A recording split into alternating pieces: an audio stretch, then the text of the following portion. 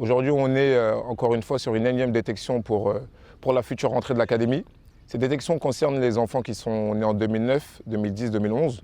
Ces tranches d'âge-là, ça va concerner la catégorie 15, une catégorie que nous voulons renforcer parce que nous avons des joueurs qui étaient déjà présents à l'académie en U13 qui vont monter dans cette catégorie d'âge. Donc nous souhaitons recruter à peu près une dizaine de joueurs qui vont faire partie de cette catégorie pour la saison 2023-2024. Donc les critères d'entrée, c'est simple. Il faut déjà bien évidemment, en tant qu'Académie FFRIM, être de nationalité mauritanienne. Et ensuite, faire partie de la catégorie d'âge.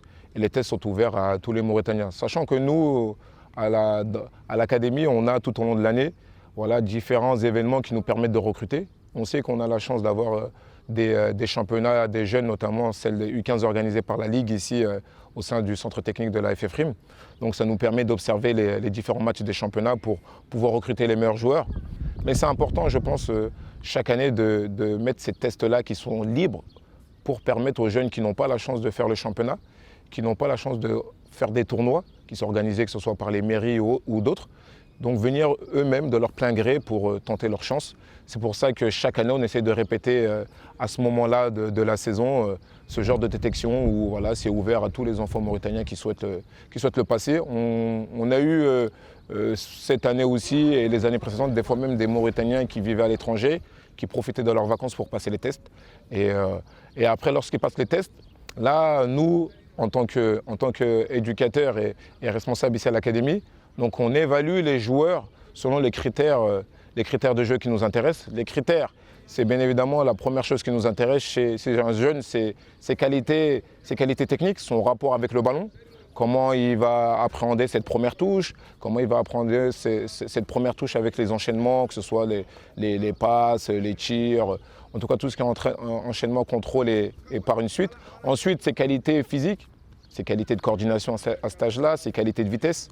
Ça, c'est des critères qui font que nous, on est très intéressés par un jeune. Ensuite, bien évidemment, étape par étape, lorsqu'ils correspondent à ces critères-là, on va étudier aussi sa partie mentale, sa partie sociale. Il y a des rencontres qui sont faites avec les parents, avec son environnement. Certains jouaient déjà dans des clubs, ou on va dire dans les quartiers, où étaient déjà sous des coachs. Donc, on essaye d'échanger avec eux pour avoir un peu un profil détaillé du jeune qui nous intéresse. Et une fois qu'il nous intéresse, nous, on arrive à avoir les coordonnées, on communique sur ça avec les jeunes en question. Là, cette année, on a un peu changé sur cette manière-là. Par le passé, il y avait tous les jeunes, ils allaient sur des stands qui étaient organisés, où on prenait les noms de chaque joueur qui passait les tests, on prenait leur numéro de téléphone, les téléphones des parents, les téléphones aussi des coachs. Mais cette année, on a changé parce qu'on a vu qu'il y avait beaucoup de monde qui voulait passer les tests et qu'en faisant ça, on perdait un peu de temps pour l'organisation des matchs. Donc on a décidé cette année tout de suite de former les équipes pour que les jeunes puissent jouer et voir le maximum de jeunes sur cette semaine-là de détection. Et une fois qu'un jeune nous intéresse lors des jeux, il y a une petite équipe qui est chargée d'aller voir le jeune et lui demander ses coordonnées. C'est fait discrètement, pourquoi ? Parce qu'on ne veut pas qu'on soit dérangé dans notre travail d'observation. On ne veut pas que d'autres personnes viennent nous influencer lorsque nous travaillons de prendre tel ou tel joueur. La seule chose qui doit nous influencer, c'est la performance du gamin. En tout cas, quand je dis la performance, c'est la partie terrain. Et nous, ce qui va nous intéresser, c'est regarder son potentiel. Si on voit que son potentiel correspond à ce que nous cherchons à l'académie, c'est-à-dire former des futurs joueurs pour l'équipe nationale et des futurs joueurs professionnels, donc le gamin, aussitôt avant qu'il sorte, avant qu'il parte rejoindre peut-être ses parents qui l'attendent ou ses amis ou qui rentrent chez lui, il y a une équipe qui est sur place, qui savent les joueurs qui nous intéressent. On leur fait un petit signe et ils vont contacter le gamin. C'est ce qu'on a vu hier, c'est ce qu'on a vu avant-hier. Ils le mettent de côté, ils prennent tous les coordonnées. Et là, par la suite, on le rappelle pour la deuxième étape où on va le voir un peu plus profondément avec des tests un peu plus poussés au niveau footballistique. Et là, on crée un peu le lien avec le joueur et sa famille si il correspond en tout cas à la sélection choisie. Donc comme je l'ai dit, c'est un projet, le but unique est de former des futurs joueurs de l'équipe nationale. On a la chance, alhamdoulilah, depuis quelques années, d'avoir une équipe nationale de très haut niveau, encore une fois qui se qualifie pour les compétitions africaines. Et je pense que si on veut rester sur cette logique, si on veut, on va dire, durer dans le temps, pas être un pays d'Afrique qui est là de façon éphémère, il faut préparer cette relève, il faut préparer les jeunes footballeurs. Donc pour ça, les détecter assez tôt et après les mettre une formation qui est spécifique à cet âge-là pour le haut niveau. C'est une formation qui regroupe pas mal de critères où voilà, dès qu'on rentre dans cette formation, une fois qu'on est recruté, qu'on est à l'académie, il y a une formation footballistique, il y a une formation éducative, il y a une formation scolaire. Et c'est vrai que nous, on est très exigeants. Il faut être entre guillemets top partout parce que c'est une formation qui, entre guillemets, aussi coûte cher, qui est prise en charge par la fédération entièrement. Toutes les charges sont prises par la fédération. La seule chose qu'on demande au retour, c'est du travail pour le bien de l'enfant et pour le bien de la Mauritanie, du travail et de la progression et des résultats. Et on essaye après d'accompagner le joueur dans ses perspectives, dans ses objectifs individuels. Et nous, dans nos objectifs collectifs, c'est de former en tout cas dans chaque catégorie des joueurs qui vont représenter l'équipe nationale. Donc aujourd'hui, nous, on est face à un défi, je pense, l'académie, parce que on le voit, on a énormément de monde qui veulent rentrer à l'académie. Les places sont limitées, c'est normal.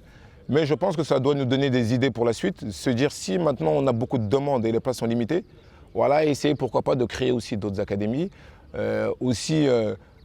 Pourquoi pas aussi que les tests aussi soient un peu plus ouverts dans d'autres endroits pour aussi avoir touché le maximum de personnes. C'est ce qu'on essaye de faire. On l'a fait par certains moments, aller même aussi à l'intérieur des régions ou contacter aussi les ligues.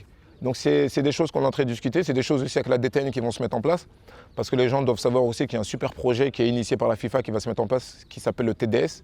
Le TDS, c'est le développement des talents. Et la FIFA insiste beaucoup sur ce projet-là parce que ça va permettre, je pense, à beaucoup de Mauritaniens qui ont du talent d'être dans un environnement de qualité, dans une structure de qualité.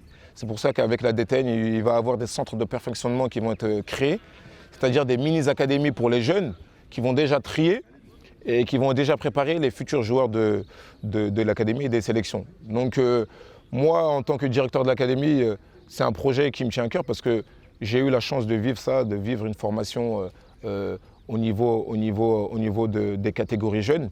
Et au-delà de former des footballeurs, je sais que ça forme aussi des hommes. Et on a besoin de beaucoup d'hommes, que ce soit dans le foot ou en dehors du foot, dans notre pays, pour faire avancer chacun à son niveau la Mauritanie. Nous, en tout cas, on essaye de faire ça au niveau de l'académie. Je le répète, c'est ouvert à tout le monde. Tous ceux qui veulent tenter leur chance sont les bienvenus. Tous les Mauritaniens qui veulent tenter leur chance, nous, on est à la recherche du talent. Moi, un talent qui m'attire, je vais tout faire pour l'avoir. Après, il y a l'enfant et les parents qui adhèrent ou pas au projet, mais c'est dans mon devoir, c'est dans mon rôle d'être juste envers le talent.